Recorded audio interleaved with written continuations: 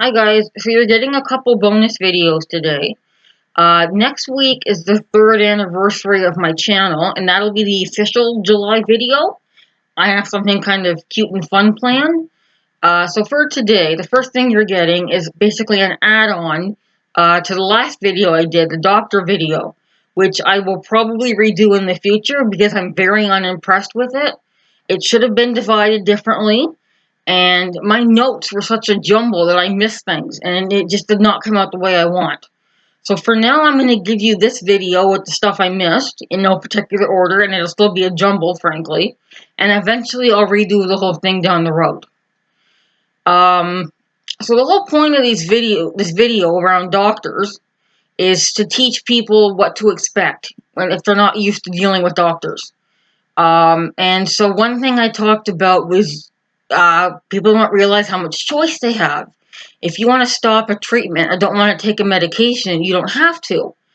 I didn't clarify, though, the difference when it's life or death and not. So if you have curable cancer and decide you're going to do energy healing instead of chemo, the doctor's not going to support you in any way, shape, or form.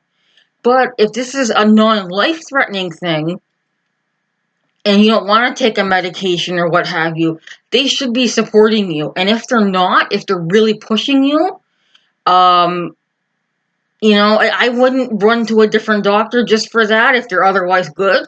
But it could, at the same time, it could be a consideration. If you have other problems with them, and this is also a thing you're doing, I consider leaving if it's part of a pattern, because you're working with them. You shouldn't be working for them. They are not your boss. They're allowed to disagree, but they should be supporting you.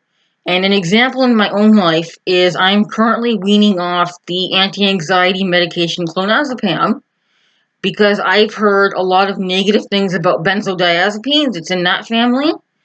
And I'm hearing they're addictive and they're hard to get off of, and they should only be used short term. So I decided I no longer wish to be on this medication.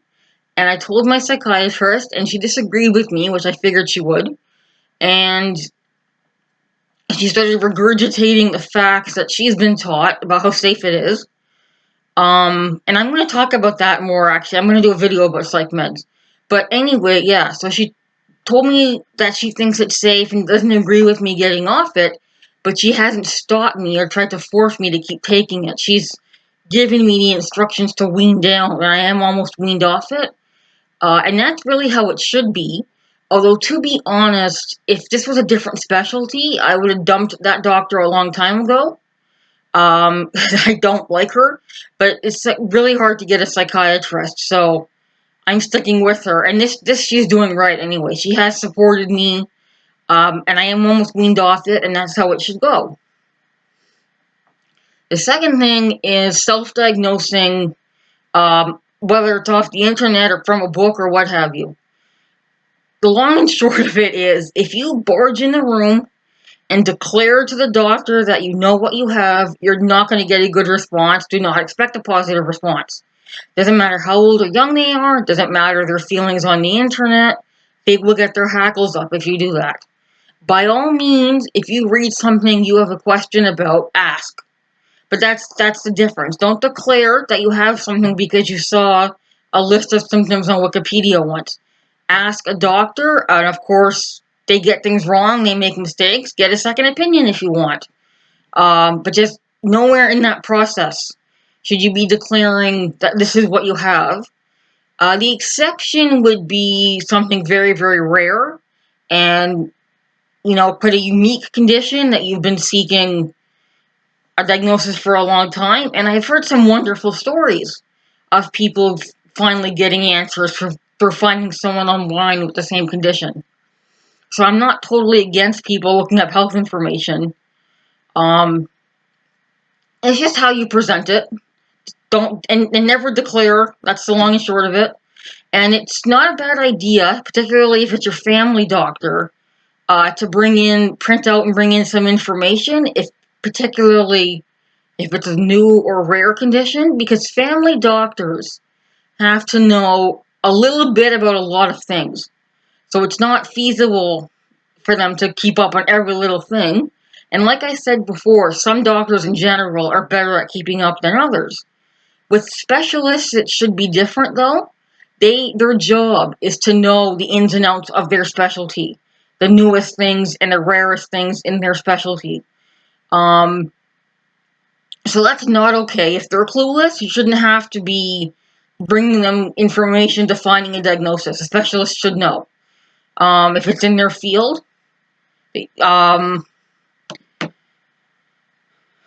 I just totally lost my train of thought. Yes, sorry. It is okay for a specialist to be clueless about other specialties. That's not a reason necessarily to not see that doctor unless their lack of knowledge in that other area is going to affect their caring for you. But it's not a mark of a bad doctor if they don't know everything about everything. They need to know about their specialty. The third thing is my lip story. So I can't believe I missed this one because I hummed and hawed for so long as if I was even going to include it because it's not going to convert any science deniers, and I'm terrified of the science denial movement and do not want to add any fuel to the fire. But I decided that because I want to teach people, I should share this story because people who don't deal with doctors a lot maybe aren't aware that it's entirely possible to never get a reason, never get much of an explanation, and they should know that it's a thing that could happen. So what happened with my lips? So when I was younger, I still get chapped lips, but when I was younger, I had a really severe problem. If I didn't have Vaseline or chapstick or whatever on me, they would get, even with Vaseline or chapstick, they would still get irritated, like even around, the skin around would turn red. Without something on my person, if I forgot to bring it to school with me, I would be in such pain and discomfort by the end of the day. And that's how this lip thing started. This was late December 2006. And I forgot to bring Vaseline to school with me. And by the end of the day, they were horribly red and painful.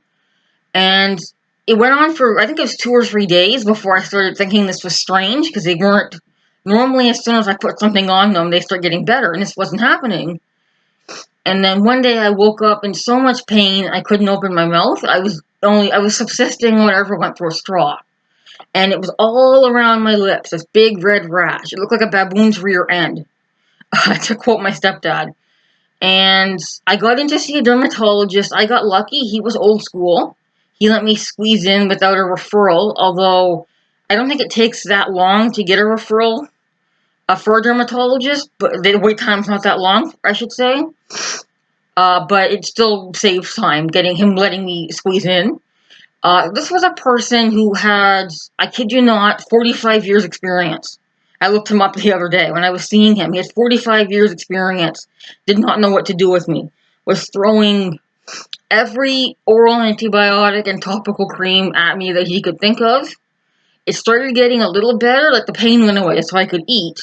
So in that regard, it got better, but the appearance didn't change after the first couple of weeks of treatment. For about 3 months, like January to March, the appearance kind of plateaued. And he actually, during that time, he retired. And I had to be sent to a new dermatologist who took up the torch of randomly throwing stuff at me. And it did finally clear up. It was totally gone by like late April of 2007. I never got a single answer as to what the heck was on my face. I assume the last thing they tried worked, but I don't know. Maybe it went away on its own. The first doctor actually took a swab of my face and sent it in, and it came back only with bacteria that normally live on your skin in normal amounts. Nothing useful. In retrospect, I would have asked more questions. At the time, I was still pretty naive. I was used to going to doctors for mental things, like weird behavior in school and all that. But I hadn't dealt with a lot of physical things yet. So I kind of expected I would walk in, he would say, "Here's what you have, here's a prescription," and that's not what happened. Um, I'm sure I brought up the chap lip thing, but I probably should have asked more. I had that problem for so many years, and I had a dermatologist in front of me, and I should have pursued that. I'm sure it was connected. As it lies, I have no answer. My chapped lip problem is not anywhere near as bad as it used to be. And I doubt I'll ever get to ask about it unless I have another flare of a face rash. Because even if I were to go to a dermatologist for a different reason, and I have some redness on one cheek that's always there. You can't see it in these videos, but I'd love to ask a dermatologist about that. But even if that were to happen, which it probably won't because more pressing things always need to be dealt with, even if it were to happen, how the heck would I bring up something 15 years ago? So the ship has sailed. I'm asking more questions. But that's what I would have done differently. Um, so yeah, unless it flares up again, even if it flares up again, I still may not get an answer. So it's incredibly frustrating, but it can happen. And I just want people to know that they're not gods. They don't have all the answers. That doesn't mean run away from science completely. And the last thing is very quick. Going to the emergency room is not a fast track. And they're only going to admit you and treat you if you're coming in with a life or death situation. They're not going to give you a procedure there or somehow fast track you to a specialist. They don't care how much your knee hurts. They're going to tell you to go back to your family doctor, follow up with your family doctor. The family doctor can send you to a specialist. So people think going to Emerge is a shortcut. No, you're wasting time and resources. So I hope you found that interesting. Thanks for watching.